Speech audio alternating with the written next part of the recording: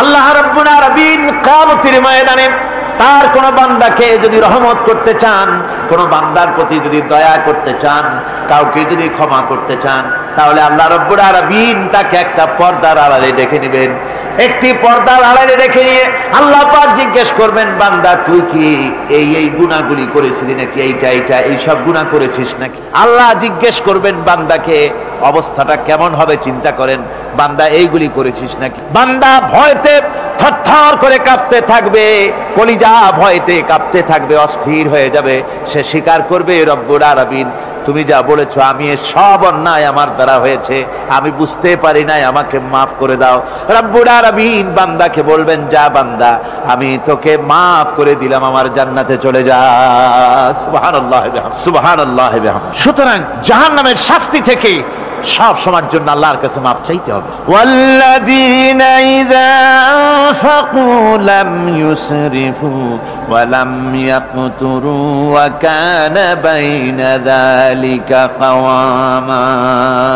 রহমানের প্রকৃত খাঁটি বান্দা তারা, যারা নাকি যখন খরচ করে খরচের সময় বেহুদা খরচ করে না, আবার খরচের ভিতরে কার্পণ্যতাও তারা করে না। ওয়া কানা বাইনা যালিকা কাওয়ামা, এই দুইয়ের মাঝে তারা ভারসাম্য রক্ষা করে, মধ্যম নীতি অবলম্বন করে চলে। তার মানে হলো পয়সা আছে বলি এই পয়সা দিয়ে তারা মদ খায় না, জুয়া খেলে না, মিনা বাজার ইত্যাদি শয়তানি বদমাশি সিনেমা হল ইত্যাদি বানায়া পাপের বোঝা বাড়ায় না। তারা অতিরিক্ত কোনো খরচ করে না, আবার অর্থ পূজারী ব্যক্তির মতো কার্পণ্যতাও তারা করে না। দুইয়ের মাঝে তারা ভারসাম্য রক্ষা করে। এক শ্রেণীর লোক আছে মাল শুধু জমায়, খরচ টরচ করে না। কোরআন শরীফে বলা হয়েছে, আল্লাযী জামা মালান ওয়া আদ্দাদা, মাল জমা করে আর গুনতে থাকে, মাঝে মধ্যে আবার টেলিফোন করে, হ্যালো সোনালী ব্যাংকের ম্যানেজার সাহেব নাকি? বলে হ্যাঁ, দেখুন তো আমার আমলনামাটায় কত আছে এখন। হিসাব টিসাব করে আর তাড়াতাড়ি, এখন তো আর আমলনামা দেখতে সময় লাগে না, তাড়াতাড়ি দেখা যায়। আগে যেমন ব্যাংকে গিয়ে যদি জানতে কেউ চাইতো যে আমার ডেবিট কত, ক্রেডিট কত, ব্যালেন্স কত ইত্যাদি জানতে চাইলে তাকে একেবারে সেই লেজার খোলা লাগে, বিরাট বিরাট বই, বড় বড় কিতাব যা গরুর গাড়ি দিয়ে টানা লাগে, এত বিশাল বিশাল বই ছিল। এখন সেগুলি সংক্ষিপ্ত হয়ে একেবারে কম্পিউটারের মধ্যে ঢুকানো হয়েছে। কম্পিউটারের ভেতরে রয়েছে একটা ছোট্ট যন্ত্র যার নাম হলো মাইক্রোচিপস, একেবারে এতটুকু ছোট্ট মাইক্রোচিপ। এই মাইক্রোচিপসের ভেতরে হাজার হাজার ক্লায়েন্টসদের ডেবিট ক্রেডিট, তাদের ট্রানজাকশন, তাদের ব্যালেন্স সব কিছু রয়ে গেছে। আপনি যখনই জিজ্ঞেস করবেন সে বাটন একটা দাবালো আর সাথে সাথে স্ক্রিনে এসে গেল আপনার নাম কি, বাপের নাম কি, দাদার নাম কি, কত টাকা জমা করছিলেন, কোন কোন তারিখে উঠাইছেন, হাতে কত, নিচেন কত, 14 গোষ্ঠীর ইতিহাস একটা চাপে চলে আসে। তো আমি মানুষকে এভাবে বলি যে এই বুদ্ধিটা যিনি দিলেন, লোকেরা বলে তো কয় যে কিয়ামতের দিন আল্লাহ নাকি আমলনামা দিবে মানুষের সামনে হাজির করিয়া, ইমানদারের সামনের থেকে ডান হাতে, বেঈমানের পিছন থেকে কোন হাতে, বাঁ হাতে। এখন ওই আমলনামা সারা জীবনে যত কথা বলছি, যত কাজ করছি সব তাতে লেখা থাকবে। তাহলে সেটা তো একটা বিশাল একটা বই হবে, তো আমরা হাতে করে ধরবই বা কেমনে, আর ওটা হবেই বা কেমনে, আর ওটা পড়বই বা কেমনে? এখন তো বুঝতে সহজ হয়েছে কেমনে পড়বেন।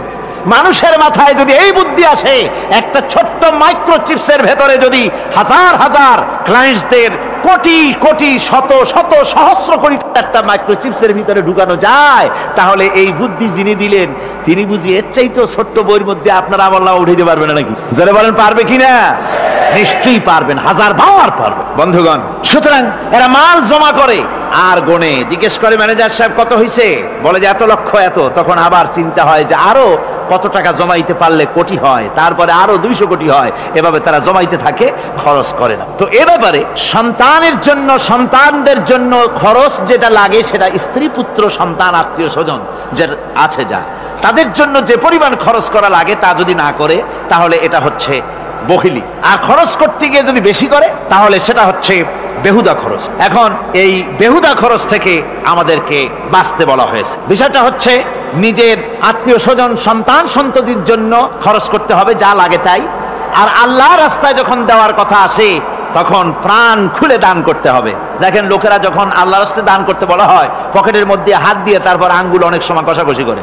একজনে জিজ্ঞেস করলাম, মিয়া পয়সা দিবাতে এত পকেটে হাত রাখিয়া বাইরে করো না মোটে? কয় যে ঘষে দেখতেছি শিখি না 10 পাই। তাহলে এইভাবে আল্লাহর রাস্তায় দেওয়ার সময় এই যে কার্পণ্যতা, এই কার্পণ্যতা মানুষকে তাকে শেষ করে দেয়, তার ঈমানকে নষ্ট করে দেয়।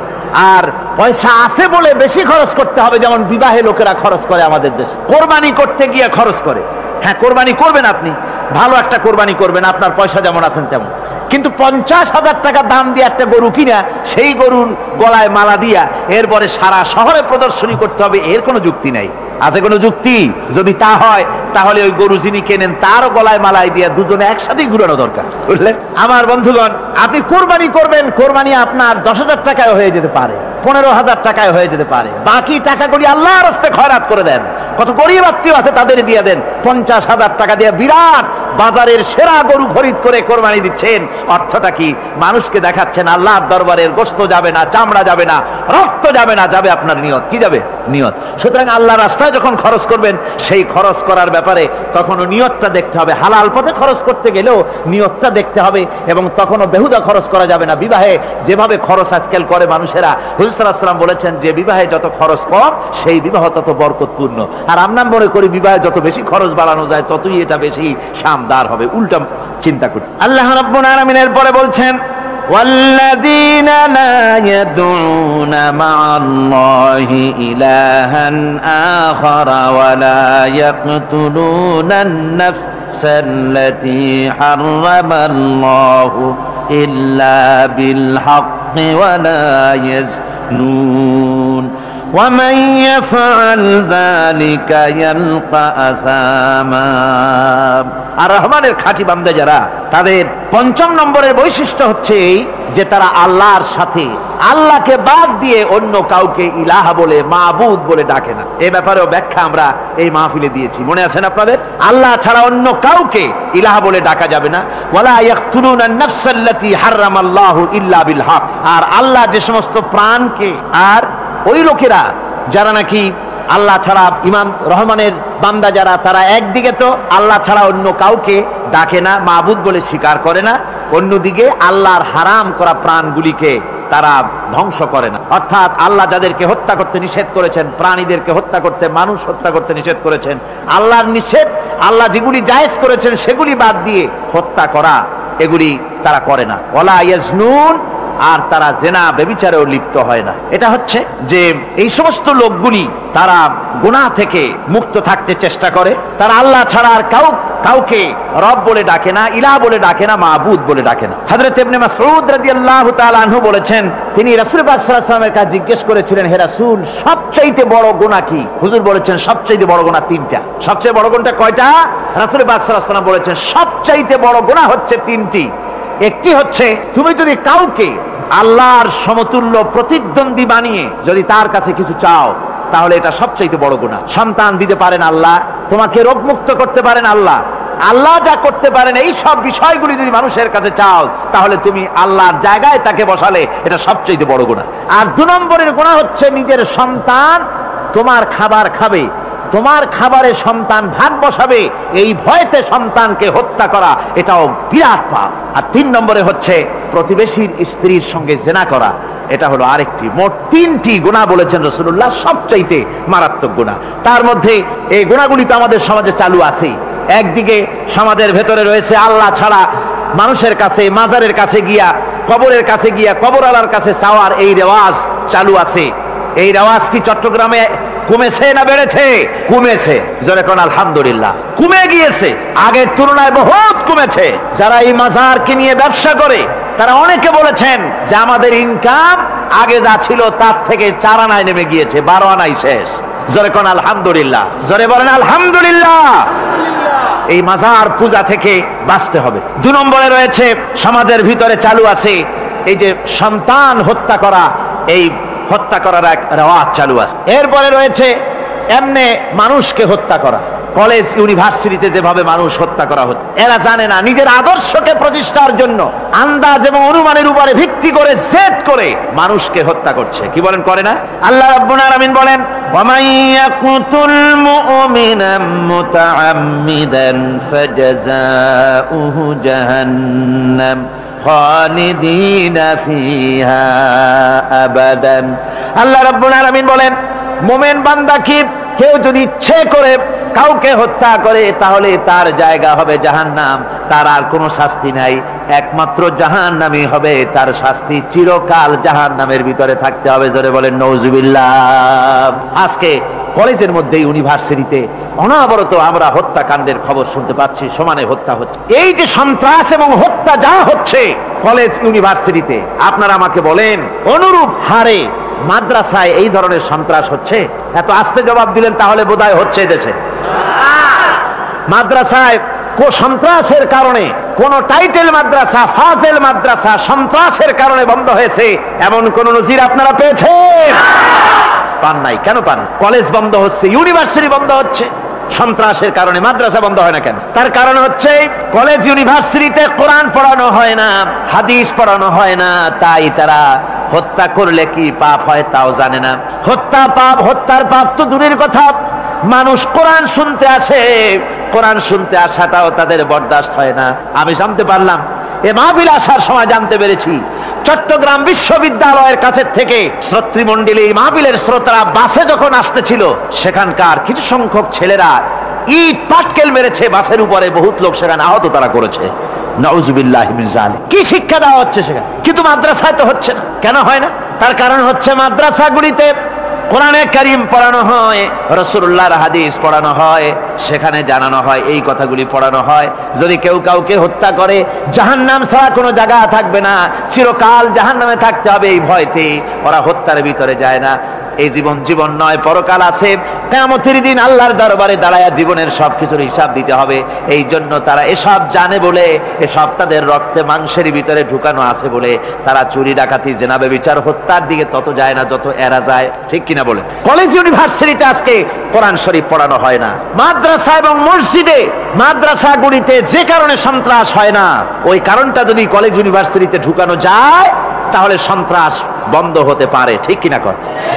আমার ভাইরা, আজ বাংলাদেশে যে কয়টা ইউনিভার্সিটি আর যতগুলি কলেজ আছে, এদেশের সাধারণ মানুষের রক্তার্জিত পয়সা দিয়েই এই কলেজ ইউনিভার্সিটি চালানো হয়, কিন্তু সেখানে কোরআন শরীফের তাফসীর পড়ানো হয় না, হাদিস শরীফ পড়ানো হয় না, হয় সব পড়ানো হয়, কিন্তু কোরআনে কারীমের তাফসীর পড়ানো হয় না, হাদিস শরীফ পড়ানো হয় না।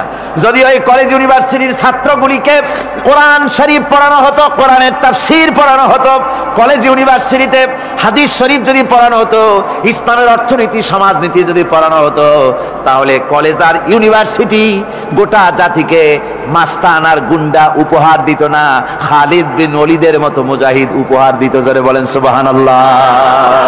আজকে গোটা জাতির চিন্তা চেতনা ধারণার বহির্ভূত সেখান থেকে সন্তান আমরা পাচ্ছি।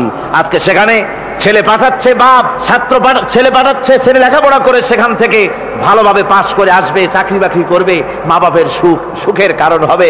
কিন্তু দেখা যায় কিছুদিন পর সেখান থেকে চলে আসে সন্তান লাশ হয়ে বাপের ঘরে ফিরে এলো। কি শিক্ষা হচ্ছে? এই শিক্ষা ব্যবস্থার আমূল পরিবর্তন হওয়া দরকার। আপনারা অবাক হবেন, শিক্ষা ব্যবস্থার পরিবর্তন হওয়া দূরের কথা, কোরআন হাদিস কলেজ ইউনিভার্সিটিতে পড়ানো তো দূরের কথা, নামাজের জন্য কোনো তাগিদ নাই। কোন কলেজে কোন ইউনিভার্সিটিতে এরকমের তাগিদ আছে যে যারা মুসলমান ছাত্র জোহরের আযান হয়ে যাবে সব ছাত্র শিক্ষককে বাই হুক এন্ড ক্রুক মসজিদে যেতে হবে, 5 ওয়াক্ত নামাজ বা জামাত আদায় করতে হবে, এমন হুকুম আছে? আছে। এরপরেও ছেলেরা যে যতটুকুন ভালো আছে, অত বাস ভাঙছে ইউনিভার্সিটির সামনে পাইয়া, ওরা লাঠি ঠাঙ্গা নিয়ে যে দূর আসে না, এই তো কপাল। কথা বুঝতে পেরেছেন? ওদের তো কিছু শিখানো হয় না, কিচ্ছু, অর্থাৎ চরিত্র সৃষ্টি তাদের করানো হয় না। নামাজের তাগিদ নাই, রোজার তাগিদ নাই, ওজন একটা আলাদা জগৎ। যুবতী মেয়ে, যুবতী ছেলে, যুবক ছেলে পড়াশোনা করে কো এডুকেশন, সহশিক্ষায়, একসাথে যুবক পুরুষ আর যুবতী মহিলা একসাথে ওঠা বসা করছে, একসাথে পিকনিক করতে কোথায় হারায় যাচ্ছে, কি করতেছে না করতেছে দেখারও কেউ নাই। জোরে কর নাউজুবিল্লাহ। আজ তাই এক কথায় ইউনিভার্সিটিকে এদেশের একজন কবি বলেছিলেন ডাকাতদের গ্রাম। এখন শুধু ডাকাত না, মানে ডাকাতদের একেবারে আড্ডাখানা হয়ে গিয়েছে, অস্ত্রবাজির আড্ডাখানা হয়ে গিয়েছে। তাদের চরিত্র নষ্ট করার জন্য, ইসলামের থেকে তাদের মনকে ফিরিয়ে দেওয়ার জন্য বইপত্রের অভাব নাই, কোরআন হাদিসের অভাব আছে সেখানে, কিন্তু তাদের মন মগজ ইসলাম থেকে যেন ফিরে যায় এজন্য তাদেরকে বইপত্র দেওয়া হয়। যেমন সেই যুগের নাম করা কবি ছিল ইমরাউল কায়েস, খুব নাম করা কবি ছিল। তার কবিতার বই সাবায়ে মুআল্লাকা আজও পর্যন্ত মাদ্রাসা শিক্ষার উচ্চ শিক্ষায় এবং ইউনিভার্সিটি শিক্ষায়, সেখানে আধুনিক শিক্ষার উচ্চ শিক্ষায় সেখানে এ বই এখনো পড়ানো হয়। এই বইটির লেখক অর্থাৎ নাম করা কবির ছিল অনেকগুলি শত্রু। একদিন তার প্রাণের শত্রু তাকে ঘিরে ফেলেছে মরুভূমির ভেতরে, বলছে তারা দুজন ছিল সংখ্যায়, বলল যে তোমাকে আমরা হত্যা করব। ইমরাউল কায়েস যখন দেখলো যে এদের হাত থেকে বাঁচার কোনো পথ নাই, তখন সে বলল দেখো তোমরা তো আমাকে মারবে, কিন্তু একটা কথা আমি তোমাদেরকে বলি, আমাকে মারার পরে আমার দুটো মেয়ে আছে, মেয়ে দুটিকে একটি খবর পৌঁছে দেবে। কি খবর? বলে আমাকে মারার পর আমার বাড়ি গিয়ে মেয়ে দুটিকে গিয়ে বলবে ইয়া বানাতি ইমরাউল কায়েস ইন্না আবাকুমা, বাস এই কথাটুকুন বলে দেবে। তো যারা হত্যা করবে তারা চিন্তা করলো যে এই কথার দ্বারা তো আমরা হত্যা করেছি, তা তো প্রমাণিত হবে না, সুতরাং মারতে অসুবিধাটা কি। তারা মেরে ফেললো।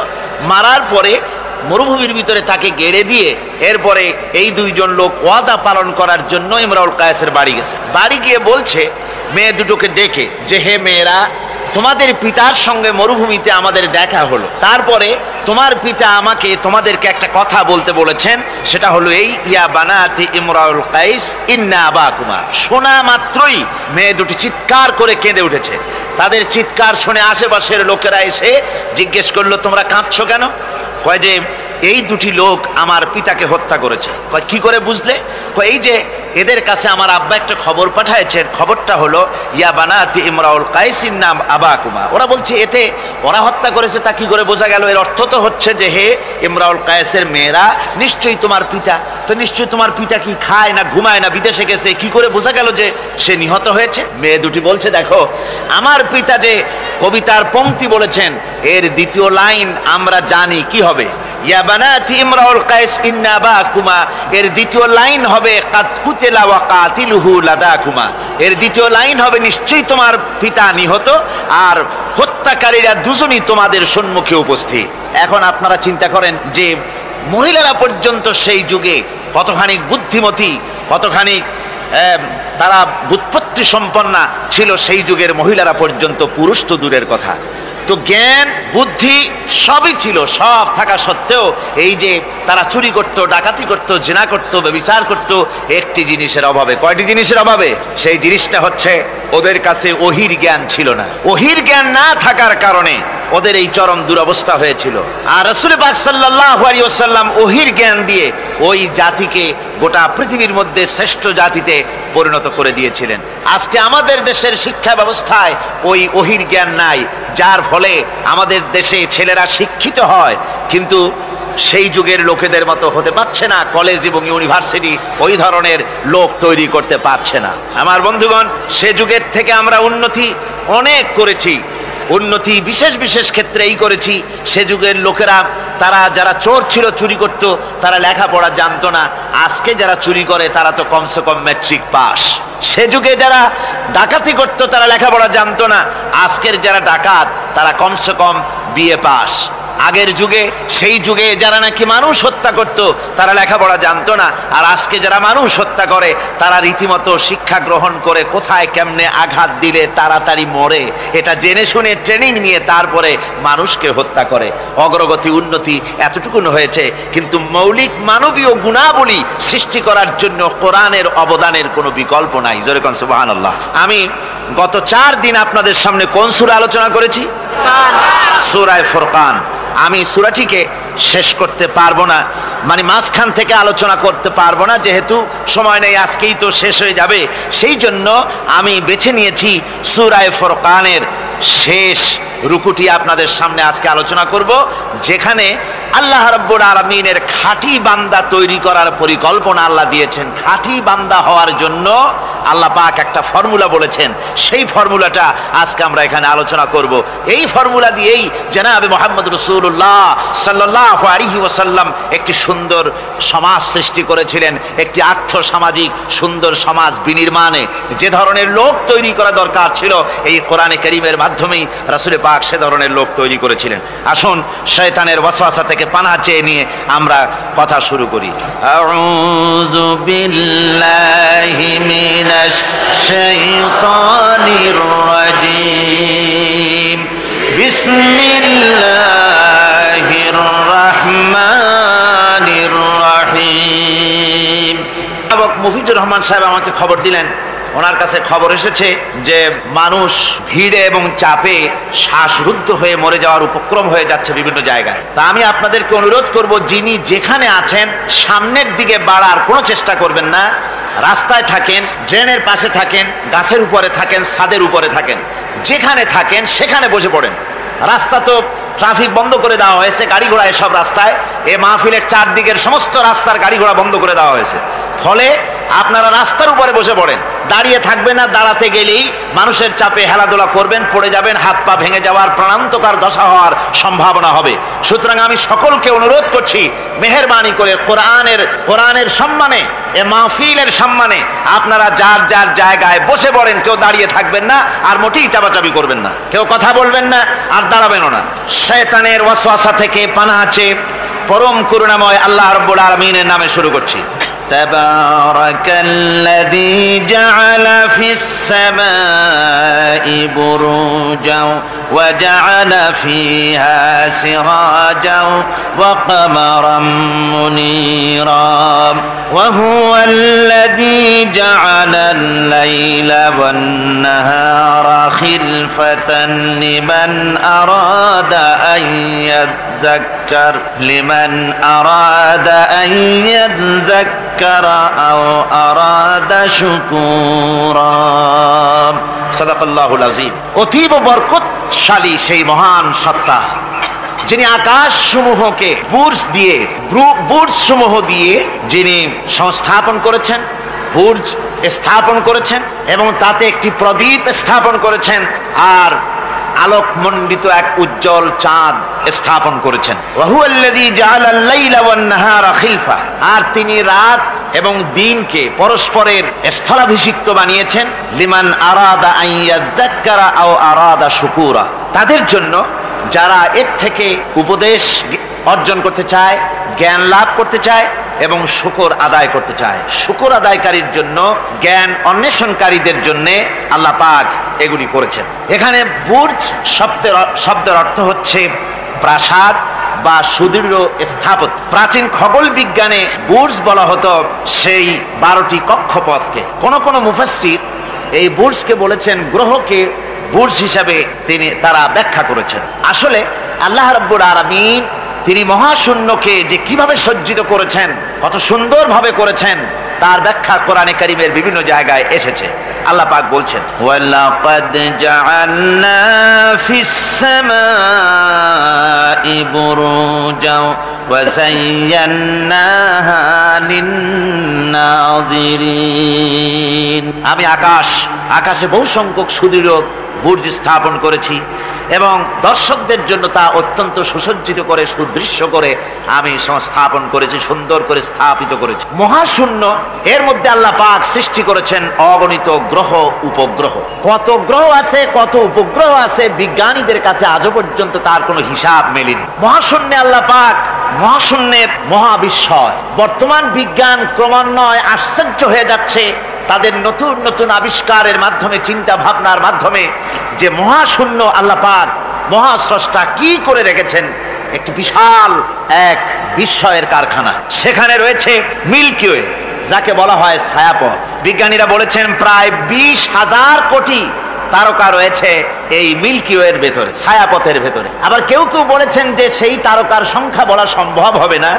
সমুদ্র সৈকতের বালুকণা গণা তবুও সম্ভব, কিন্তু আকাশের তারকারাজি গণা সম্ভব নয়। এখন আল্লাহ পাক সেই মহাশূন্যের ভেতরে সৃষ্টি করে রেখেছেন এই ছায়াপথ। ছায়াপথের ভিতরে আছে যে তারকাগুলি, বিজ্ঞানীরা বলেছেন যে এই তারকাগুলি এত বিরাট বিরাট তারকা আছে।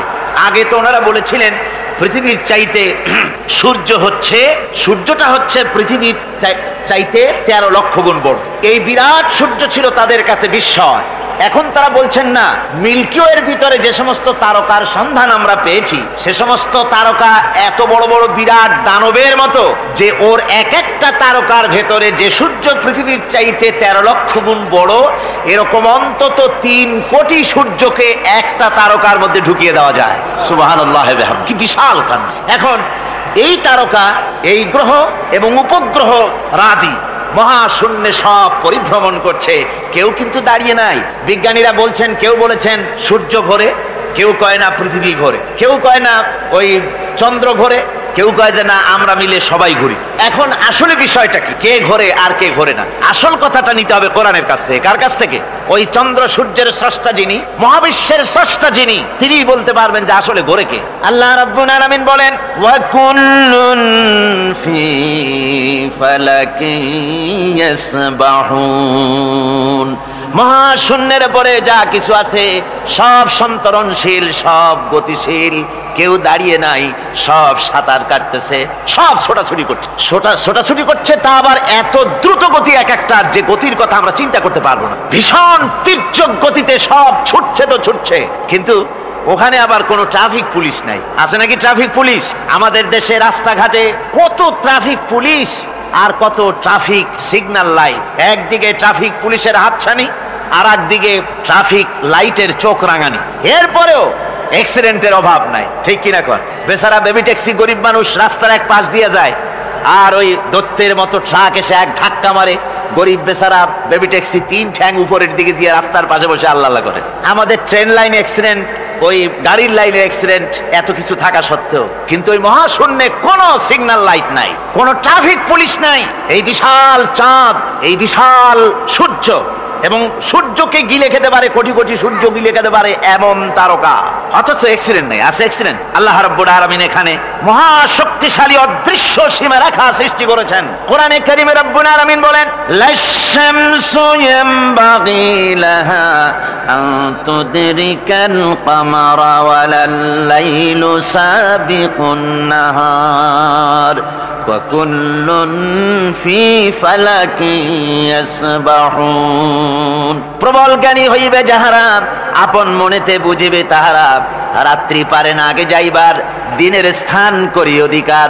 চন্দ্র বাঁধে না সূর্যের গায়েতে, সূর্য পারে না চন্দ্রকে ধরিতে। যার যে স্থান বহল রাখিয়া, ভ্রমণ করিছে খোদাকে ডরিয়া। সুবহানাল্লাহ বিহামদিহি ইলা আজালিম মুসাম্মা, একটা নির্দিষ্ট সময় সীমা পর্যন্ত আপন আপন কক্ষপথে সব ছুটবে আর ছুটবে, কারো সঙ্গে কারো সংঘর্ষ হবে না। যেরকম সুবহানাল্লাহ। এরপরে ওই মহাশূন্যে অসংখ্য তারকারাজি আল্লাহ সৃষ্টি করে রেখেছেন। এত সুন্দর সুন্দর তারকা আল্লাহ বানিয়েছেন। আল্লাহ রাব্বুল আলামিন বলেন ওয়ালাকাদ যায়্যানাস সামাআদ দুনিয়া বিমাসাবিহা ওয়া জাআলনাহা রুজুমান লিশ-শায়াতিন। এই দুনিয়ার আকাশখানিকে তারকা প্রদীপ দিয়া সাজায় রেখেছি মনের মতন, দেখো তুমি তাকাইয়া, কি সুন্দর করে তারকাগুলি বানিয়ে রাখলাম, তাকিয়ে দেখো। বিজ্ঞানীরা বলেছেন এমন এমন অনেক তারকা আছে যা আমরা চোখে দেখি না, খালি চোখে ধরা পড়ে না। ওই তারকা এত ঊর্ধ্বে, ওই তারকা যেদিন তৈরি করা হয়েছে সেদিন থেকে নিয়ে আজ পর্যন্ত ওই তারকাগুলির আলো পৃথিবীর মাটি স্পর্শ করে নাই। সুবহানাল্লাহ।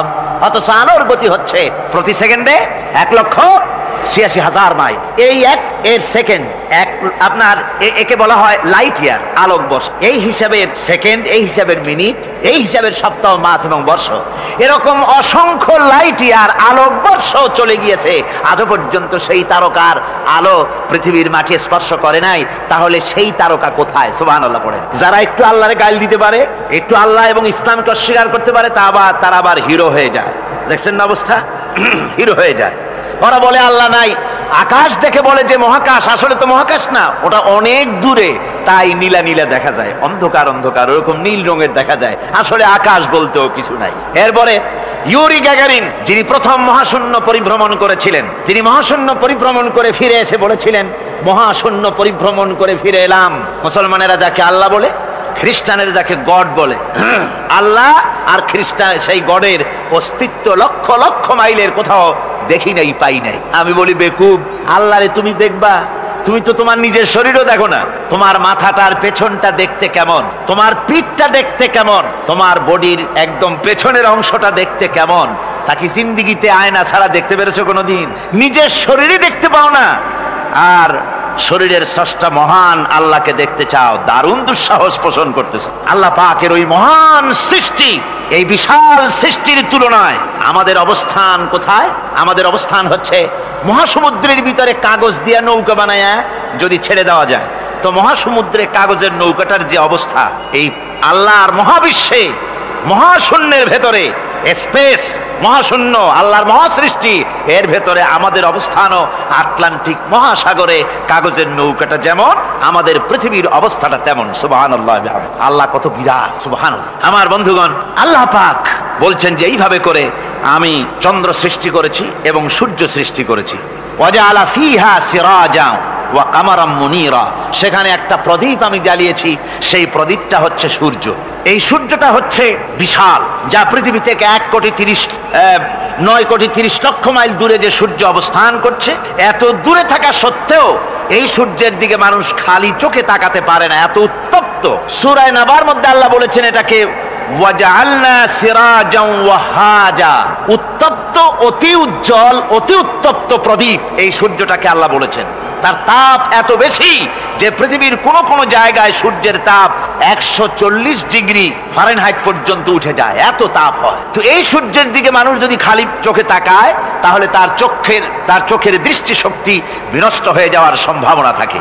এই সূর্য দিয়ে আল্লাহ পাক ফসল পাকান, এই সূর্য দিয়ে জীবকুলের প্রাণ শক্তির সঞ্চার করেন আল্লাহ পাক। এই সূর্য, বিজ্ঞানীরা বলেছেন, একটা বই আছে, লেখকের নাম আমার মনে নাই, man does not stand alone. এই বইয়ের ভিতরে এই বিজ্ঞানী লিখেছেন, আল্লাহর সৃষ্টি রহস্য সম্পর্কে লিখেছেন যে সূর্য যেখানে এখন আছে, স্রষ্টা নিশ্চয়ই একজন আছেন, তিনি বলছেন যে সূর্য যেখানে আছে ওখান থেকে যদি কিছু নিচে নেমে আসতো সূর্য, তাহলে গোটা পৃথিবী পুড়ে ছাই হয়ে যেত।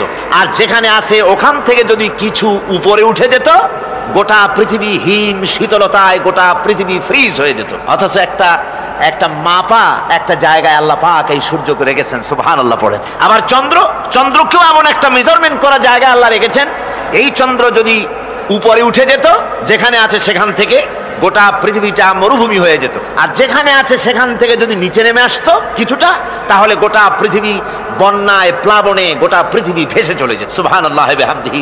এই চন্দ্রকে আল্লাহ পাক এভাবে রেখেছেন, সূর্যকে এভাবে রেখেছেন।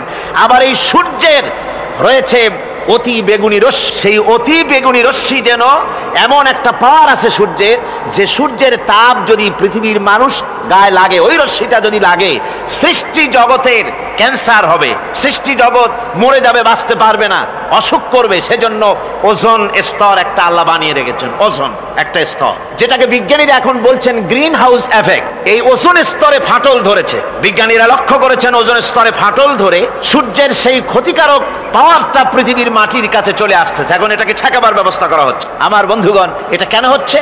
আল্লাহ রাব্বুল আলামিন বলেন, ওয়ামা আসাবাকুম মিন মুসিবাতিন ফাবিমা কাসাবাত আইদিকুম, তোমাদের উপরে যত বিপদ আছে, মুসিবত আছে, সব তোমাদের হাতের কামাই করা, দুই হাতের কামাই করা, দু হাত দিয়ে যা কামাই করেছো তার ফল তোমাদের পেতে হচ্ছে। গ্রিন হাউস এফেক্ট কেন হলো? কারণ হচ্ছে আমাদের গাড়ি থেকে যে কার্বন ডাই অক্সাইড, কালো ধোঁয়া আমরা বের করি, আমাদের মিল কল কারখানা থেকে যে চিমনি থেকে কালো ধোঁয়া বের হয়, এগুলিকে শোষণ করার জন্য, এগুলিকে নষ্ট করার জন্য হলো গাছ। গাছ হলে মানুষের বন্ধু। আমরা জনমের মতো গাছ কাটি, লাগাই না। এভাবে করে প্রকৃতির ভারসাম্য আমরা নষ্ট করেছি। আমরা প্রকৃতির ভারসাম্য নষ্ট করবার জন্য ইচ্ছে করে দেশের পাহাড়গুলিকে ধ্বংস করছি। অথচ আল্লাহ পাক বলেছেন, এই পাহাড় পৃথিবীর ভারসাম্য রক্ষার জন্য, প্রকৃতির ভারসাম্যকে রক্ষা করার জন্য আমি পাহাড় সৃষ্টি করেছি। জোরে বলেন সুবহানাল্লাহ। মানুষ এভাবে নিজের সর্বনাশ নিজেই করতেছে। আল্লাহ পাক বলছেন, এভাবে করে আমি সব কিছুকে একটা সুন্দর পদ্ধতি দিয়ে সৃষ্টি করেছি। আর ওই যে আলোকমণ্ডিত চাঁদ, ওই চাঁদ সম্পর্কে প্রশ্ন তুলেছে কাফেরেরা, যে চাঁদটা কি? ওয়ায়াসআলুনাকা আনিল আহিল্লাম কুল হিয়া মাওয়াকিতু লিন্নাস। আল্লাহ রাব্বুল আলামিন বলেন, নবী আপনাকেই প্রশ্ন করা হয় চাঁদের ক্রমবর্ধমান এবং ক্রমহ্রাস সম্পর্কে, যেটা কি আপনি তাদেরকে বলে দেন। আমি এই চাঁদকে একটা প্রাকৃতিক ক্যালেন্ডার বানায়া, চিরস্থায়ী ক্যালেন্ডার বানিয়ে তাম পৃথিবীর মানুষের জন্য আকাশে ঝুলায় রেখেছি, মহাশূন্যে টানায় রেখেছি, যেন প্রতিদিন রাত্রি বেলায়, দিনের বেলায়, রাতের বেলায় তারা দিন রাত মাস বছর গণনা করতে পারে। এই জন্য বিনা পয়সার একটা ক্যালেন্ডার আমি ঝুলায় রাখছি। জোরে বলেন সুবহানাল্লাহ। এমনি করে চাঁদ এবং সূর্যকে আমি সৃষ্টি করে দিই। আল্লাহ পাক বলেন, وهو الذي جعل الليل والنهار خلفة لمن أراد أن يذكر أو أراد شكورا।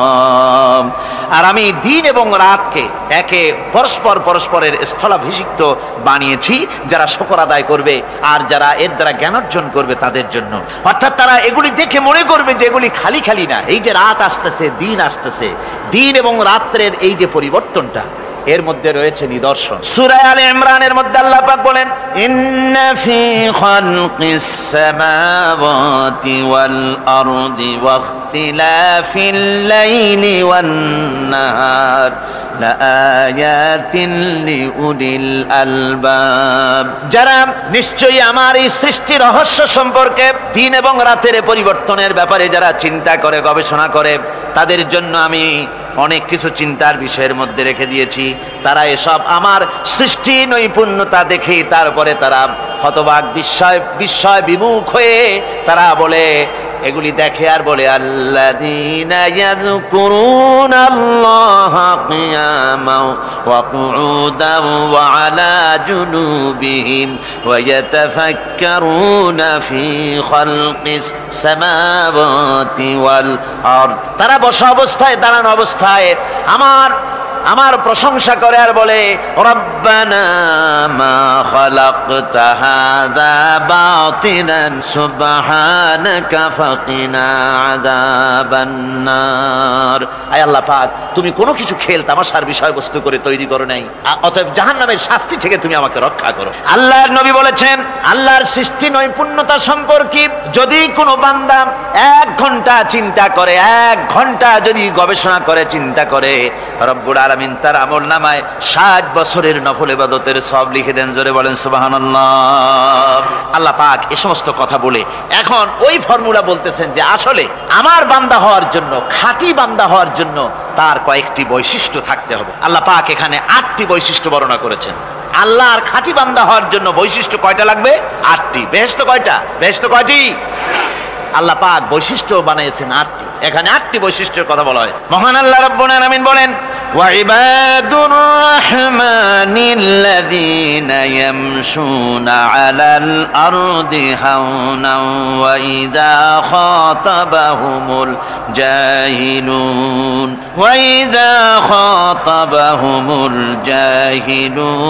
ক্বালু সালামা। রহমানের খাঁটি বান্দা তারা, রহমানের আসল বান্দা তারা যারা নাকি জমিনের উপর থেকে যখন হাঁটে খুব বিনয় বিনম্রতার সাথে তারা চলে। ওয়াইদা খাতাবাহুমুল জাহিলুন, আর যখন জাহিলরা তাদের সঙ্গে কথাবার্তা বলতে আসে তখন তারা তাদেরকে বলে তোমাদের প্রতি সালাম, এই বলে তারা চলে। অর্থাৎ এই 8টি বৈশিষ্ট্যের প্রথম বৈশিষ্ট্য ধরা হয়েছে চালচলনকে। ইমানদার খাঁটি বান্দা যারা তাদের চাল চলন সম্পর্কে প্রথম বৈশিষ্ট্য ধরা হয়েছে। তার মানে হচ্ছে নির্লজ্জ, স্বৈরাচার, মাস্তান, গুন্ডা, বদমাশ, অত্যাচারী, এদের চালচলন এক ধরন। আবার অন্যদিকে ব্যক্তিত্ব সম্পন্ন, মর্যাদাবান, এরপরে শিক্ষিত, ভদ্র, মার্জিত, তাদের চালচলন ভিন্ন ধরনের। এই 2 শ্রেণীর চালচলন কি একরকম হয় নাকি? একরকম হয় না। তার কারণ হচ্ছে ব্যক্তির চালচলনের মাঝেই তার অবস্থাটা বোঝা যায় যে আসলে লোকটি কেমন। আল্লাহ রাব্বুল আলামিন এই কথার দ্বারা এটা প্রমাণ করতে চান যে মুমিন বান্দা যারা হবে, আল্লাহর খাঁটি বান্দা যারা হবে, তাদের পরিচয় দেওয়া লাগবে না। তাদের চালচলন দেখে, তাদের হাঁটা দেখে, তাদের চলা দেখে, তাদের বলা দেখে, তাদের আচরণ দেখে লোকেরা বুঝতে পারবে যে ইনি হচ্ছেন আল্লাহর একজন খাঁটি বান্দা, একজন মুমিন ব্যক্তি, একথা বুঝতে পারবে। আর সে ব্যক্তি জমিনের উপরে চলবে খুবই বিনম্র ভাবে। কোরআনে কারিমে অন্য জায়গায় আল্লাহ রাব্বুল আলামিন বলেছেন ওয়ালা তামশি ফিল আরদি মারহান ইন্নাকা লান তাখরিকাল আরদা ওয়া লান তাবলুগাল জিবালা তুলা। আমার জমিনের উপরে অহংকারের পদবরে হেঁটো না, আমার জমিনের উপরে অহংকার করে জমিনের উপরে হেঁটো না। তুমি জমিনের উপরে অহংকার করে হেঁটে পদাঘাত দিয়ে আমার এই জমিনকে ফাটায় দিতে পারবে না, আর তুমি লাফ দিয়ে আমার আকাশে আমার পাহাড়ের উচ্চতাও তুমি ছাড়িয়ে যেতে পারবে না। অহংকার করে কেউ কি পায়ের আঘাত দিয়ে জমিনটাকে ফাটায় দিতে পারে? কি বলেন, পারবে? আর অহংকার করে লাফ দিয়ে পাহাড়ের উচ্চতাও কি কেউ ছাড়িয়ে যেতে পারবে? পারবে না। সুতরাং অহংকার, মোমেন ব্যক্তি যারা, তারা অহংকার করতে পারে না। অহংকার মোমেনের স্বভাব নয়। অহংকার করতে পারে কেবলমাত্র আল্লাহ রাব্বুল আলামিন। অহংকার হচ্ছে আল্লাহ পাকের ইজাত। অহংকার কে করতে পারেন? আল্লাহ পাক করতে পারেন। মানুষের অহংকার শোভা পায় না। মানুষ, তোমার আবার অহংকার কিসের? এক ফোঁটা নাপাক পানি দিয়ে যার জন্মের উৎস, এমন নাপাক পানি যা শরীর থেকে নির্গত হলে পরে গোসল করা ফরজ হয়ে যায়, এমন এক ফোঁটা নাপাক পানি যার জন্মের উৎস, তার অহংকার কি? অহংকার করবেন আল্লাহ রাব্বুল আলামিন। হাদিসে কুদসির ভিতরে এসেছে, আল্লাহ পাক বলেছেন, যে ব্যক্তি অহংকার করে সেজন্য আমার চাদর নিয়ে টানাটানি করে। জোরে কোন নাউযুবিল্লাহি মিন যালিক। সুতরাং মুমিন বান্দা যিনি হবেন, আল্লাহর খাঁটি বান্দা, রহমানের খাঁটি বান্দা, সে ব্যক্তি কখনো জমিনের উপর অহংকারের সাথে চলাফেরা করবে না, বরং তার চাল চলন হবে অত্যন্ত বিনম্র। আর কি? আর হলো জাহিলদের সঙ্গে সে কোনো বিতর্কে লিপ্ত হবে না। জাহিলরা গালাগালি দেবে, গালাগালির জবাবে সে গালাগালি দেবে না। জাহিলরা অত্যাচার করবে, অত্যাচারের জবাবে সে অত্যাচার করবে না, বরং তাদেরকে দেখলে, তারা অত্যাচার করতে আসলে, তারা গালাগালি দিলে তাদের জবাবে ইদফা বিল্লাতি হি আহসান, তাদের জবাবে তাদেরকে সালাম দিয়ে সেখান থেকে তারা কেটে পড়বে। সূরা কাসাসে অন্য জায়গায় আল্লাহ রাব্বুল আলামিন একথা আবার এভাবে বলতেছেন, ওয়াইজা সামিউল লাগবা আ'রাদু আনহু ওয়া ক্বালু লানা আ'মালুনা ওয়া লাকুম আ'মালুকুম সালামুন আলাইকুম লা নাবতাগিল জাহিলিন। আল্লাহ পাক বলছেন যে যখন মুমিনেরা পরস্পরে মুমিনদের সাথে জাহিলদের যখন দেখা সাক্ষাৎ হয়ে যায়, যখন ঝগড়ায় লিপ্ত হতে চায়, তখন মুমিনেরা, যারা মুমিন বান্দা, আল্লাহর খাঁটি বান্দা, তারা বলবে যে তোমাদের আমলের প্রতিফল তোমরা পাবা, আমাদের কৃতকর্মের ফল আমরা পাবো। সুতরাং তোমাদের প্রতি সালাম, তোমাদের সাথে আমাদের কোনো সম্পর্ক নাই। ঝগড়াঝাটি না করে তারা ফিরে আসবে। আল্লাহ পাক এরপরে বলেন, ওয়াল্লাযীনা ইয়াবিতুনা লিরাব্বিহিম সুজদান ওয়া কিয়ামা। রহমানের খাঁটি বান্দা তারাই আরেকটি বৈশিষ্ট্য, তাদের এই 2 নম্বরের বৈশিষ্ট্য বার বলা হচ্ছে। রহমানের, আল্লাহর খাঁটি বান্দার 2 নম্বরের বৈশিষ্ট্য যেটা, সেটা হচ্ছে এই যে তারা রাত কাটায় তার রবের হুজুরে, আল্লাহর দরবারে সেজদা দিয়ে দাঁড়িয়ে থেকে কান্দাকাটি করে তারা রাত গুজরান করে। জোরে বলেন সুবহানাল্লাহ। আর এর বিপরীত যারা, তারা রাত কাটায় রাতের বেলা মদ, জুয়া, সিনেমা, গান বাজনা, অশ্লীলতা, নাটক, হাবিজাবি গল্প গুজব করে তারা তাদের রাত কাটায়। আর যারা মুমিন বান্দা, আল্লাহর বান্দা, যারা খাঁটি বান্দা, তারা এই রাত তারা আল্লাহর ইবাদতের ভিতর থেকে কান্দাকাটির মধ্য দিয়ে দাঁড়িয়ে দাঁড়িয়ে অথবা সেজদার ভিতরে তারা তাদের রাত কাটিয়ে দেয়। কোরআনে কারীমে আল্লাহ রাব্বুল আলামিন একথা এভাবে বলেছেন, তাতাজাফা জুনুবুহুম আনিল মাদাজি' ইয়াদউনা রাব্বাহুম খাওফান ওয়া তামআন। আমার মুমিন বান্দারা তাদের পার্শ্বদেশ এবং পৃষ্ঠদেশ বিছানার উপরে বেশি রাত থাকে না। তারা তাদের রবের প্রতি, রবের ভয়, আল্লাহর ভয়, আশা এবং আশা পোষণ করে। আর তারা আল্লাহকে ভয় করে তারা বিছান থেকে নিজের পিঠকে আলাদা করে নিয়ে তারা রাতের বেলায় আমার কাছে কান্দে, আমার কাছে দোয়া করে, তারা কান্দে, ইবাদত করে। সূরা যারিয়াতের ভিতরে রব্বুল আলামিন বলতেছেন, কানু কালিলাম মিনাল লাইলি মা ইয়াহজাউনা ওয়া বিল আসহারি হুম ইস্তাগফিরুন। আমার এই মুমিন বান্দাগুলি, আমার খাঁটি বান্দা যারা, তারা সারা রাত ঘুমায় না, রাতের একটা অংশ মাত্র তারা ঘুমায়, সারা রাত ঘুমায় না, একটা অংশ তারা ঘুমায়, আর বাকি অংশটুকু শেষ রাত্রে তারা ওঠে আর আমার দরবারে তারা কান্দে, মাপ চায় আর কাঁদতে থাকে, চোখের পানি ফেলতে থাকে। আল্লাহ রাব্বুল আলামিন শেষ রাত্রে প্রথম আকাশে আসেন। হাদিস শরীফে এসেছে, প্রথম আকাশে আল্লাহ রাব্বুল আলামিন এসে দুনিয়ার মানুষকে ডাকেন, কে আছো? গুনাহ করে জীবন বোঝাই করে ফেলেছো, নাফরমানি করেছো, গুনাহ করেছো, অথবা বিপদে পড়েছো, ঋণগ্রস্ত হয়ে পড়েছো, অসুবিধায় পড়েছো, মামলা মকদ্দমায় পড়েছো, আমার কাছে মাপ চাও, আমার কাছে সাহায্য চাও। এই সময় যে সমস্ত বান্দারা আরামের ঘুমকে হারাম করে আল্লাহর দরবারে কাঁদতে থাকে, তাহাজ্জুদের নামাজ আদায় করে যখন হাত তুলে কাঁদে, আল্লাহ পাক তখন এই দৃশ্য দেখে ফেরেশতাদের বলেন, ও আমার ফেরেশতারা, আমার ওই বান্দাগুলি কাঁদে কেন? সমস্ত মানুষ যখন ঘুমানো, এই বান্দাগুলি কাঁদে কেন বলো? ফেরেশতারা বলে, আল্লাহ তুমি তো ভালো করে জানো। ফেরেশতারা বলে, আল্লাহ পাক বলবেন, তবুও তোমাদের মুখ থেকে শুনতে চাই। ফেরেশতারা তখন বলবে, রব্বুল আলামিন, তোমার বান্দা গুনাহ করেছে, জাহান্নামের ভয়তে তোমার কাছে কাঁদতেছে, তোমার ভয়তে কাঁদে, জাহান্নামের ভয়তে কাঁদে। আল্লাহ জিজ্ঞেস করেন, ফেরেশতারা, ওরা যে আমার ভয়তে কাঁদে, ওরা কি আমারে দেখছে নাকি? ফেরেশতারা বলেন, না খোদা তোমারে দেখে নাই। আল্লাহ পাক বলেন, ওরা আমার যে জাহান্নামের ভয়তে কাঁদে, ওই জাহান্নাম তারা দেখেছে নাকি? ফেরেশতারা বলে, না আল্লাহ, তোমার জাহান্নাম ওরা দেখে নাই, তোমার বেশ তো কিছুই দেখে নাই। আল্লাহ পাক বলেন, ও আমার ফেরেশতারা, এই বান্দাগুলি আমার দোজখ দেখে নাই, আমাকে দেখে নাই, হাসর মিজান সিরাত কিছুই দেখে নাই, শুধু কোরআনের কথা শুনে, আমার নবীর কথা শুনে, আমার কোরআনের কথা শুনে বিশ্বাস করে আরামের ঘুমকে হারাম করে কিভাবে কাঁদতেছে তাকায় দেখ। আমার রহমতের দরিয়ায় জোশ মেরে গেছে, তোরা সাক্ষী থেকে যা, আমার ওই ক্রন্দনরত বান্দাগুলিকে আমি আল্লাহ মাফ করে দিলাম। আমার ভাইয়েরা, আল্লাহ পাক বলেন, আম্মান হুয়া কানিতুন আনা আল-লাইলি সাজিদাও ওয়া কাইমাম।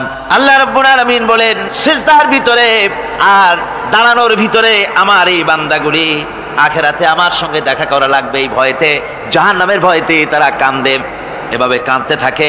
আর আল্লাহ পাক ওই সময় তাদের গুনাহ মাফ করতে থাকেন। কোরআনে কারীমের ভিতরে আল্লাহ পাক বলেন, সারা রাত ঘুমাতে আল্লাহ নিষেধ করেছেন, সারা রাত যেন ঘুমায় না, পাইকারি ধরে ঘুমায় না, একটু জাগো। ওয়াজকুর ইসমা রাব্বিকা বুকরাতাও ওয়া আসীলা। সকাল এবং সন্ধ্যায় তোমার প্রভুর, তোমার রবের জিকির করো, স্মরণ করো। وَمِنَ اللَّيْلِ فَاسْجُدْ لَهُ وَسَبِّحْهُ لَيْلًا طَوِيلًا। তোমার রাতের বেলায়, রাতের একটা অংশ সেজদায় অবনত হও, আর রাতের দীর্ঘ সময় ঘুমায় থেকো না, হয় একটা লম্বা সময় ঘুমাও, কিন্তু একটা অংশ রাখো যে সময় তুমি আমার দরবারে সেজদায় পড়ে যাবে, কাঁদবে। আমার বন্ধুগণ, রাতটা ওয়াজআলনাল লাইলা সুবাতা, আল্লাহ রাব্বুল আলামিন ওয়াজআলনা সুবাতা ওয়াজআলনান নাওমা সুবাতা ওয়াজআলনাল লাইলা লিবাসা, ঘুমকে বানাইছেন আল্লাহ শান্তির বাহন, আর রাতকে করেছেন আচ্ছাদন। রাতকে কি করেছেন? আচ্ছাদন।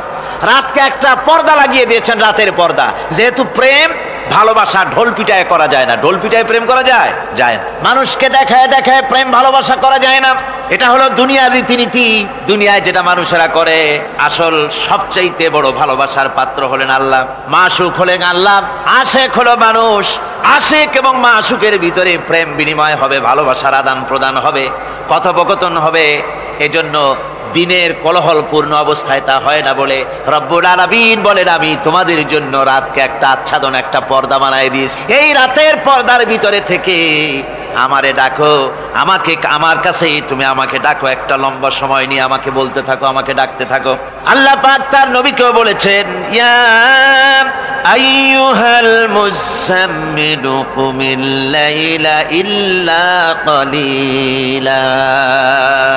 হে চাদর আচ্ছাদিত ব্যক্তি, রাত্রিকালে সালাতে দণ্ডায়মান থাকো, কিন্তু কম, সারা রাত জাগার দরকার নেই। একটা অংশ জাগো, যখন তুমি আমার জন্য কাঁদবে, আমার জন্য সেজদায় পড়ে থাকবে। রাসূল পাক সাল্লাল্লাহু আলাইহি সাল্লাম তাহাজ্জুদের নামাজি সেজদায় পড়ে থাকতেন, রাতে ঘন্টার পর ঘন্টা চলে যেতেছে। হযরত আয়েশা বলেন, আমি মনে করতাম সেজদায় এমন ভাবে রাসূল পড়েছেন আর ওঠেন না, আমার মনে হতো হুজুর বুঝি ইন্তেকাল করে গেছেন। আমি রাসূলের পায়ের আঙ্গুল ধরে আস্তে করে চাপ দিতাম, হুজুর তাতে একটু ব্যথা পেয়ে আঙ্গুল নাড়া দিতেন, তখন আমি মনে করতাম আল্লাহর নবী বিদায় হন নাই, বেঁচে আছেন। আবার কখনো দাঁড়িয়ে দাঁড়িয়ে নামাজের ভিতরে তেলাওয়াত করতে করতে রাত শেষ হয়ে যেত, আমার মনে হতো এই দাঁড়ানো থেকে হুজুর বুঝি আর রুকুতে যাবেন না। আবার যখন রুকুতে যেতেন মনে হতো এই রুকু থেকে আর বুঝি সেজদায় যাবেন না। আবার যখন সেজদায় যেতেন মনে হতো এই সেজদা থেকে রাসূল বুঝি আর উঠবেন না। সুবহানাল্লাহ। সাহাবায়ে কেরাম জিজ্ঞেস করতেন, হে রাসূল, হযরত আয়েশা জিজ্ঞেস করে, হে রাসূল, আপনি এত কাঁদেন কেন, এত ইবাদত করেন, এত রাত জাগেন? হযরত আয়েশা বলেছেন, আল্লাহ নবী দাঁড়িয়ে দাঁড়িয়ে তেলাওয়াত করতে করতে, দাঁড়িয়ে দাঁড়িয়ে নামাজ পড়তে পড়তে পাও মোবারক, কদম মোবারক এমন ভাবে ফুলে যেত, সকালবেলায় জুতার মধ্যে পাও ঢুকতো না। সুবহানাল্লাহ। এইভাবে রাসূল পাক কষ্ট করতেন। জিজ্ঞাসা করতে এত ইবাদত কেন করেন? আপনার তো আগের পিছের সমস্ত গুনাহ আল্লাহ মাফ করেছেন, কোনো গুনাহ আপনার নাই। তবু আল্লাহ বলে দিয়েছেন, নবী আপনার আগের পিছের সব মাফ, তারপরেও এত কাঁদেন কেন?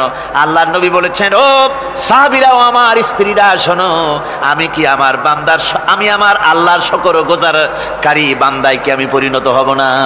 যে আল্লাহ আমাকে এত নিয়ামত দিয়েছেন, আমি কি সেই আল্লাহর শুকরগুজার হব না? রাসূলুল্লাহ এভাবে কাঁদতেন। সুতরাং প্রত্যেকটি মুসলমানকে রাতের বেলায় আল্লাহর দরবারে হাত তুলে কাঁদতে হবে, মোনাজাত করতে হবে, রব্বুল আলামিন, যে গুনাহ করেছি, আমি যত গুনাহ করেছি, আমাকে তুমি নেয়ামত যা দিয়েছো, এই নেয়ামত তুমি না দিলেও পারতে, তুমি দয়া করে দিয়েছো। এভাবে যদি মানুষ কাঁদে, আল্লাহ এই অপরাধ করেছি, অপরাধের কথা যদি স্মরণ করে আর কাঁদতে থাকে, আল্লাহ রব্বুল আলামিনের রহমত তার উপরে তখন পড়তে থাকে। আর এই তাহাজ্জুদ, গভীর রাতের কান্দাকাটি, এই জন্য আল্লাহ পাক বলেন, এর আসল ব্যাপারটা হলো ইন্না নাশিআতাল লাইলি হিয়া আশাদ্দু ওয়াতআন ওয়া আকওয়ামু কিলা। আসল ব্যাপার হলো এই প্রকৃতপক্ষে রাতের বেলায় যে নামাজটা হয়, শয্যা ত্যাগ করে মানুষ যে নামাজ পড়তে দাঁড়ায়, এতে করে তার আত্মসংযমের ট্রেনিং হয়ে যায়, আল্লাহর সঙ্গে মহব্বত কায়েম হয়ে যায়। ইসলামী আন্দোলনের বিজয়ের জন্য কর্মীদের এটা সবচাইতে বড় ওষুধ। শুধু হরতালের প্রোগ্রাম দিয়া, শুধু মিছিলের প্রোগ্রাম দিয়া ইসলামী আন্দোলন বিজয় কোনো কালে হয় নাই, আর হবেও না। এজন্য আন্দোলন যারা করে তাদেরকে গভীর রাত্রে উঠতে হয়, নফল রোজা রাখতে হয়, আর গভীর রাত্রে তেলাওয়াত করতে হয়, কানতে হয় আল্লাহর কাছে, তা না হলে আন্দোলনের বিজয় হওয়া সম্ভব নয়। আমার বন্ধুগণ, আমরা জেনেছি ইতিহাসে আছে, লাল সালু একটা বই পড়ানো হয়, কলেজে পড়ানো হয়, আপনারা নাম শোনেন নাই? এই বইটা আমাকে একজন প্রফেসর এই চট্টগ্রামের আমাকে দেখতে দিলেন, আমি দেখলাম। তার মধ্যে তিনি ইসলামের ব্যাপারে এত বিদ্বেষ ছড়িয়েছেন। এক জায়গায় তিনি লিখতে গিয়ে লিখেছেন, আমি পড়লাম, নিজে পড়েছি, যে দেশে যত টুপি দেখা যায়, জমিনে এত শস্য হয় না। এদেশে এই মোষ দাড়ি গোপ ওঠার আগেই কোরআন শরীফ হেফজ করা সারা, অথচ জমিনে শস্য নাই। জমিনের শস্য আর কোরআন শরীফ পড়ার সাথে তুলনা করে উপহাস করেছে রীতিমতো। একটা দুশ্চরিত্র খলনায়ককে দিয়ে সেখানে কোরআন হাদিসকে বিকৃত করার অপচেষ্টা চালানো হয়েছে। এরকম একটা নিকৃষ্ট বইকে তারা স্কুলে এবং কলেজে সেখানে পড়াশোনার ব্যবস্থা করে দিয়েছে। আর ইসলামের ব্যাপারে যদি কেউ গাইল দিতে পারে, তাহলে সে বইটাকে খুব সুনাম সুখ্যাতি করে বাজারে ছড়াবার চেষ্টা করা হয়, ঠিক কিনা কর? যে কবি, ওই আগেই বলেছি, যে কবি ইসলামের গাইল দিতে পারবে সে সবচাইতে বড় কবি। যে সাহিত্যিক ইসলামকে খোসা দিয়া, কোরআনকে খোসা দিয়া কথা লিখতে পারবে, সে হলো শ্রেষ্ঠ সাহিত্যিক, ঠিক কিনা কর? আর এই খ্রিস্টান জগৎ, ইহুদি জগৎ, তারা ইসলামকে আর মুসলমানদেরকে গালাগালি করার জন্য সব সময় মুসলমান নামের কুলাঙ্গারদেরকে বেছে নেয়। যেমন নবুয়াতের উপরে হামলা চালাতে হবে, সেজন্য এই পৃথিবীর নিকৃষ্ট কাফের গোলাম মোহাম্মদ কাদিয়ানির মতো একটা নিকৃষ্ট কাফেরকে তারা বেছে নিয়েছে, জোরে কর নাউজুবিল্লাহ। তার নাম একটা মুসলমানই নাম। আবার আমাদের দেশে আল্লাহকে, রসুলকে গালি দিতে হবে, দাউদ হায়দারের মতো একটা জাহান্নামের কীটকে তারা বেছে নিয়েছে মুসলমান নামে। আবার রাসূলকে গালি দিতে হবে, হযরত আয়েশা সিদ্দিকা রাদিয়াল্লাহু তাআলা আনহাকে গালি দিতে হবে, সেজন্য মুসলমান নামের কলঙ্ক সালমান রুশদি নামক এক শয়তানকে এই ইহুদিরা বেছে নিয়েছে, ঠিক কিনা কর? কিন্তু এখন সালমান রুশদি যাবা কোথায়? এখন সালমান রুশদির উপরে যিনি হুকুম হজ জারি করেছিলেন, ইমাম খোমেনি বেঁচে নাই, কিন্তু তার হুকুম এখনো বেঁচে আছে। উনি অর্ডার করেছেন, যেখানে পাও সেখানে হত্যা করো, ফাকতুলু সালমান রুশদি হাইসু ওয়াজাদতুম, ওরে যেখানে পাও সেখানে হত্যা করো। এখন ওর দশা হয়েছে এই, চেহারা সার্জারি করে টরিয়া, তারপরে এখন লা ইয়ামুতু ফিহা ওয়ালা ইয়াহইয়া, সে বাঁচিয়াও নাই মরিয়াও নাই, এমন অবস্থা আছে। আমার ভাইরা, আমার মুসলমান মদও যদি খায়, জেনাও যদি করে, রাসূলকে যখন কেউ গালি দেয়, তখন মনে করে আমি একটা অপরাধ করেছি, ঠিক, আমি মদ খাইছি, অন্যায় করেছি, আমি নামাজ পড়ি না, অন্যায় করেছি, কিন্তু আমার রাসূলকে গালি দিয়েছে, ওরে যদি পাই ওর কাঁচা কলিজা চাবায় খাবো, ঠিক কিনা কর। সুতরাং আজকে এইভাবে করে আমার দেশের শিক্ষা ব্যবস্থাকে নষ্ট করা হয়েছে এই ধরনের বই পড়িয়ে। এবং এক শ্রেণীর শিক্ষক আছেন যারা কলেজ ইউনিভার্সিটিতে অপ্রাসঙ্গিকভাবে ইসলামকে গালাগালি করে, আল্লাহকে গালি দেয়, ইসলামকে গালি দেয়, মুসলমানদেরকে গালি দেয়। বরদাস্ত করতে পারি না। বলি বন্ধুরা, ইসলাম যদি ভালোই না লাগে তাহলে নামটা মুসলমানি নাম রাখছেন কেন? ঘোষণাটা দিয়ে দেন, আমরাও জানাজা না পড়াবার হাত থেকে বেঁচে যাই, ঠিক কিনা? সুতরাং এরা ওই জায়গায় বসে আছে আমাদের সন্তানদের মস্তিষ্ককে বিকৃত করার জন্য। আল্লাহ রাব্বুল আলামিন বলেন এভাবে করে, ওয়াল্লাযীনা লা ইয়াদউনা মা'আল্লাহি ইলাহান আখারা ওয়া লা ইয়াকতুলুনা আন-নাফসাল্লাতী হারামাল্লাহু ইল্লা বিল হক। তারা হত্যা থেকে বিরত থাকে, মানুষকে হত্যা করে না। ওয়া মান ওয়ালা ইয়াজনুন, আর তারা ব্যভিচার করে না, জিনা ব্যভিচার করে না। জিনা ব্যভিচার সম্পর্কে কোরআন শরীফ বলছে, ওয়ালা তাকরাবুজ জিনা ইন্নাহু কানা ফাহিশাতান ওয়া সাআ সাবিলা। জিনা করা তো দূরের কথা, আল্লাহ পাক বলছেন জিনার নিকটবর্তী হয় না। জিনার নিকটবর্তী মানুষ হয় কিভাবে? জিনার নিকটবর্তী হওয়ার জন্য কতগুলি উপকরণ এবং উপাদান আছে। তা হচ্ছে অশ্লীল নৃত্য গীত, তা হচ্ছে যৌন আবেদনমূলক পত্র পত্রিকা, তা হচ্ছে অশ্লীল ছায়াছবি, তা হচ্ছে নারী সৌন্দর্যের প্রদর্শনী। এই সব জিনিসগুলি মানুষকে জেনার দিকে আকৃষ্ট করে। এসব কি আমাদের সমাজে চালু আছে? আমাদের সমাজে আছে? তো জেনার উপকরণ কি কি বললাম? জেনার উপকরণ হচ্ছে সহশিক্ষা, জেনার উপকরণ হচ্ছে নারীর সৌন্দর্য প্রদর্শনী, জেনার উপকরণ হচ্ছে অশ্লীল পত্র পত্রিকা এবং অশ্লীল ছায়াছবি। এগুলি মানুষকে জেনার দিকে আকৃষ্ট করে, উদ্বুদ্ধ করে। এসব আমাদের সমাজে চালু আছে। ব্যাঙ্গের ছাতার মতো ভিডিও ক্লাব চালু হয়েছে শহরের কোনায় কোনায়, রাস্তার মোড়ে মোড়ে, আর এ দিয়ে ছবি এনে মানুষ দেখতে থাকে আর চরিত্র নষ্ট হতে থাকে। এরপরে রয়েছে সহশিক্ষার ব্যবস্থা, রয়েছে নারীদের বেপরদিগি সৌন্দর্যের প্রদর্শনী, আর রয়েছে যৌনাবেদনমূলক পত্র পত্রিকা। আর পত্র পত্রিকার কাজই হচ্ছে এখন যৌন সুশ্রুতি দেওয়া আর ইসলামকে গালি দেওয়া। বর্তমান সরকারের আমলে 1991 সনের জানুয়ারি থেকে শুরু করে, যখন সরকারের স্থিতিশীলতা ছিল না, জানুয়ারি ফেব্রুয়ারি মাস থেকে নিয়ে আজ পর্যন্ত বর্তমান সরকার প্রায় 138টি সাপ্তাহিক, পাক্ষিক, মাসিক, দৈনিক পত্রিকার ডিক্লারেশন দিয়েছেন। এতগুলি পত্রিকা, আর সমস্ত পত্রিকায় ওনারা ঘোষণা করেছেন যে আমরা সাংবাদিকতার সর্বোচ্চ স্বাধীনতা দিয়েছি। আর এই সর্বোচ্চ স্বাধীনতার সুযোগ নিয়ে প্রত্যেকটি পত্রিকা, অলমোস্ট প্রায় প্রত্যেকটি পত্রিকা ইসলামকে গালি দিচ্ছে। আর কিছু পত্রিকা সমাজে চালু হয়েছে, বাংলাদেশে চালু হয়েছে ভারতের রয়ের টাকায়। ভারতের রয়ের টাকা দিয়ে যে পত্রিকা, দৈনিক এবং সাপ্তাহিক পত্রিকা চালু হয়েছে, তার ভিতরে রয়েছে দৈনিক ভোর এবং আজকের কাগজ, সাপ্তাহিক পূর্বাভাস। ভারতের রয়ের টাকা দিয়া পরিচালিত এই কাগজগুলি গোটা বাংলাদেশের জাতি সত্তাকে দ্বিধা বিভক্ত করার জন্য সর্বাত্মক প্রচেষ্টা তারা চালাচ্ছে। এরা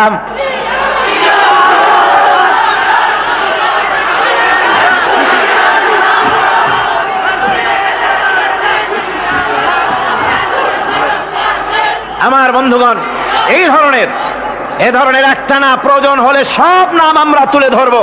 ভারতের টাকা দিয়ে, ভারতের রয়ের টাকা দিয়ে তারা এভাবে পত্রিকা তৈরি করে গোটা বাংলাদেশের স্বাধীনতা, সার্বভৌমত্ব এবং অস্তিত্বের উপরে আঘাত হানতেছে। শুধু তাই নয়, তারা ইসলামের উপর আঘাত হানছে। আলেম এবং পীরদের বিরুদ্ধে বক্তব্য তারা পত্রিকার ভিতরে সমালোচনামূলক কথাবার্তা তারা লিখছে। এমন একটা সাপ্তাহিক পত্রিকা কম পাবেন যেখানে ইসলামকে, ইসলামী আন্দোলনকে কিছু না কিছু খোঁচা মারা না হচ্ছে, ঠিক কিনা? কর যারা বলেন ঠিক কিনা? তো এইভাবে করে তারা ষড়যন্ত্র চালিয়ে আমি সেদিন ঢাকায় বলেছিলাম যে বর্তমান মহিলা সরকার চলছে বলে আমরা কথা বলছি না, কিন্তু আমাদের একটা ধৈর্য আছে। আমরা সরকারকে সময় দিচ্ছি এগুলিকে কন্ট্রোল করার জন্য। শাসনতান্ত্রিক অ্যাকশন নেওয়া উচিত গভর্নমেন্টের। শাসনতন্ত্রে কি আছে?